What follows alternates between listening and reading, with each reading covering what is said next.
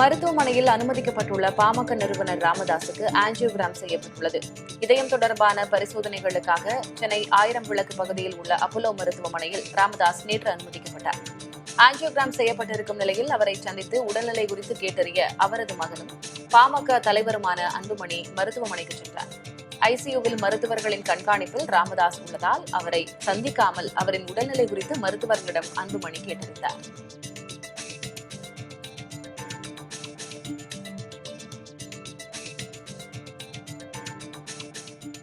அந்த ஆஞ்சியோகிராமிலே இரத்த குழாய்கள், இருதயத்துக்கு செல்கின்ற இரத்த குழாய்கள் நன்றாக இருக்கிறது, பயப்படுவதற்கு எதுவும் இல்லை,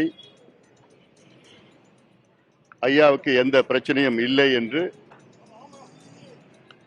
இருதய மருத்துவ நிபுணர்கள் சொல்லியிருக்கின்றார்கள்.